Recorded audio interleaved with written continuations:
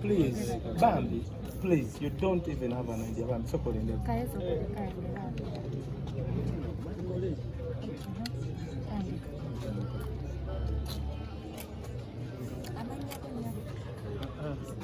No, kukyesaliddwawo mu kusala ya kooti bicho jogera kooti olwaleero nzimala njala kudda ku ssomero gye bantwala saagalayo toli mumativu kooti yasazeewo omulamuzi yasazeewo kyogamba ogende bakulabirira obadde oyagala ki nze naali nakkiriza okudda ku ssomero ngera twamaze nanoonya essomero nga ku Monday tulina ekimututeyalinga tupe ngende kati bye bagamba sibitegedde olimativu n'ensala ya kooti omulamuzi yasaliddewo muno olimativu nekyo wanje omulamuzi kyasazeewo kyasaliddewo queen olimativu nakyo emyaka 3 nze bwe sirina kyakubyogerako kuba sinze ndisaidinze kakyansobola okugamba nti neyanza buli muntu abaddewo kulanga abaddewo mu buli kimu bino okuba byetandika paka kakyokola nga nfuna obukana bwange okusinziira tuwulidde omulamuzi abadde agamba this was not the first incident. Why didn't you come out on the other incidents ezaalindawo? nze byo sibimanyi mukwano sibimanyi kuba sibyogeddeko awo tewuliddeko ku speech yange bibadde mikomera but sina nakimu kyenjogedde ogenze ne waya because we needed to get to the depth of this. We had it in camera because that is a child. You are 18 and she's 14. We couldn't expose her, we needed to hear from her. And what we have heard, she has prayed that we sentence you to 5 years imprisonment. She's hurting and she's crying. So before I sentence, Council State, do you want to say anything before I sentence? The mother of the child has heard from her. You tell her I heard from you.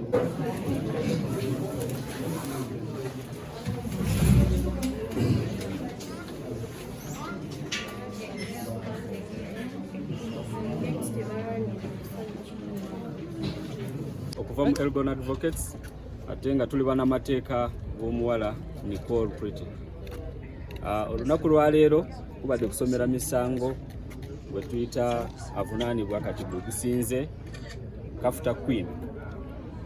Emisango bagimusomedde egy'okutulugunya okusuukiridde oba kye tuyita aggravated torture, ng'ekibonerezo kyagwo ebadde life imprisonment, naye nga kooti emusalidde emyaka 3 kusinziira ku factors nti akyali naye akabuza emyaka 18 ate nga abadde remorseful nti aboneredde mu ngeri emu oba endala, ate nga naye agambye nti akyasoma ne bagamba nti addeyo bamuwe akabonerezo akasaamusaamu asobole okuddayo okusoma.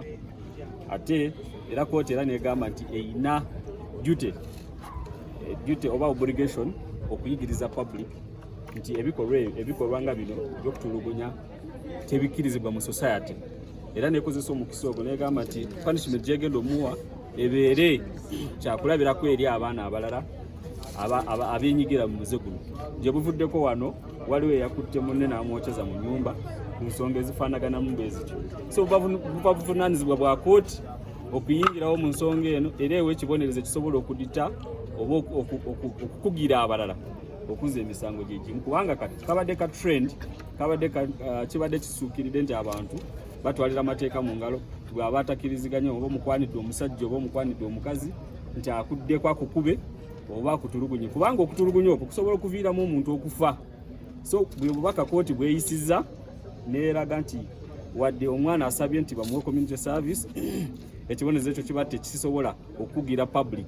Baagala abantu abalala basome oba bayigire ku ekyo nti okuza emisango gino tekikkirizibwa mu society. Bw'oba olina okwemulugunya kwonna tokkirizibwa kutwalira amateeka mu ngalo, wabula oddukira mu bamateeka ne bakuyambako okusinga okutulugunya omuntu, kubanga kisobola okuviirako okufa. Abamu tubalabye nga bafa. Then tusabye nti n'omuwala Nikoel ayongerweyo mu rehabilitation, ayongere okubeera mu mikono gya counseling, bamugaidinge addeyo mu state of mind entuufu nti kooti eragidde nti agende abeere rehabilitated ate nga bw'asoma such that asobole okudda mu mbeera, kubanga kati alivinga life y'abantu abakulu kyokka ate nga mwana muto tanaba kuweza myaka 18 wakati w'emyaka 14-15.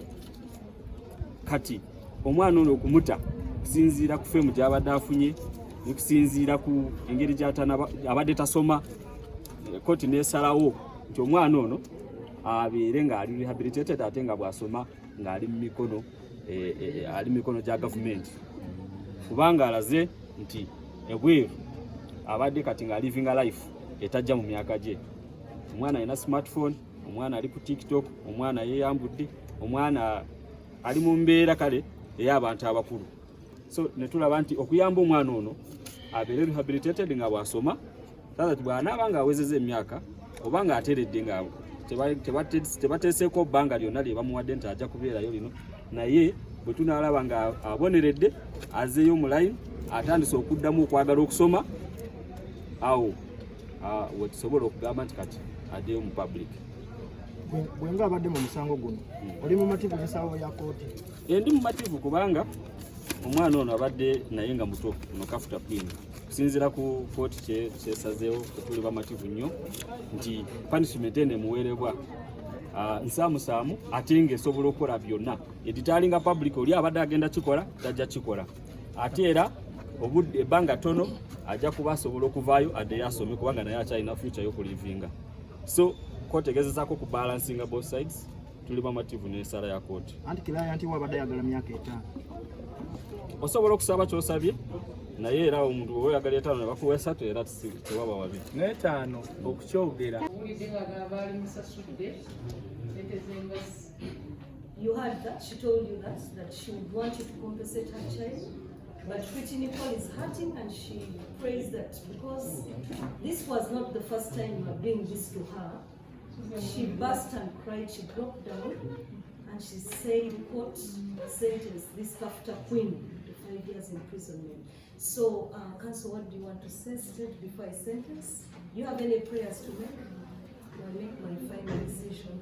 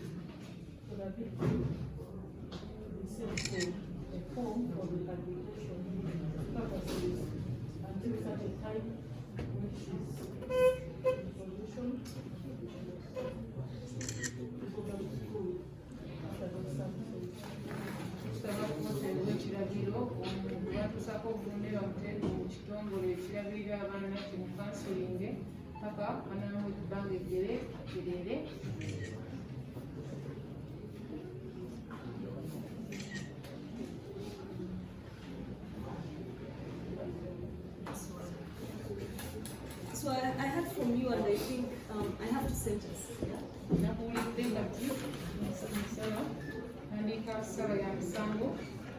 So I took note of several issues that you raised in your mitigation. That you are a very young girl, you just made 18 years old, you took that into consideration. And you appeared remorseful, you've been apologetic from the time you are presented before this court. You've been saying sorry that God forgive you.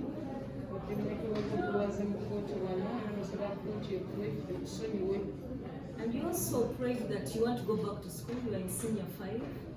mugamba kooti nti yalabudde olusomero olumesi 5 era kujoininga S6. I took all that into consideration. I stood over the court because I needed to hear from the victim herself.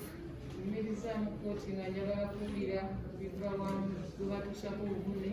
She burst and cried. She was, even when you asked her to forgive you, she was crying. Tulise n'akaaba ne womugambye okusonyiwa atandise kukaaba. She looked at you and she told you that it was not the first time you've been fighting for men. Agamba si gwe mulundi gwammwe ogusoose nga mbadde mulwanira abasajja. And it's not the first time that you've been calling her and pouring on her alcohol and insulting her. Omulundi gwe wadde gusooka omuyisa n'omuyira omwenge n'omuvuma. When you asked her to forgive you, she said that option was out. She doesn't want to forgive you. Bw'omugambye nsonyiwa agambye ekyo tekiriimu sijja kusonyiwa.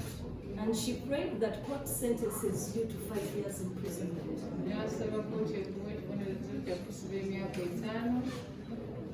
So it is the duty of this court to pass on a message to young girls like you. You are very, very young. You just made 18, fighting with another of 14 over a man. We cannot encourage this in our society. Kubagamba nti muli baana bato bwabaweza emyaka 18 okulwanira abasajja. You are very young girls with a very bright future and you're the future of our country. Muli baana bato future yammwe ntangaavu. I would not, the court cannot condone that kind of violence in our society. We don't condone it. So one, before I sentence you, I'm granting the order, having had the conversation with Nikoel's mother and Nikoel, that Nikoel be taken for rehabilitation.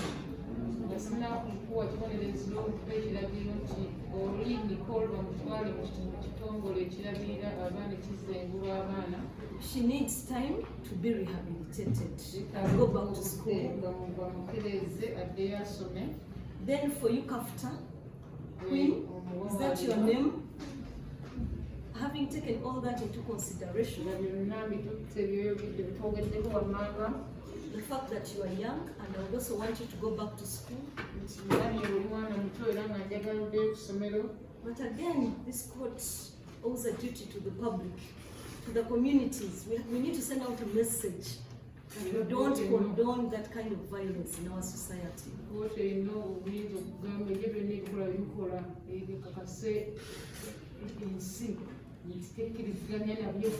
So this is a deterrent sentence to you and other young girls out there. I want you to be an example that violence has no place in our country. So I've sentenced you to 3 years imprisonment.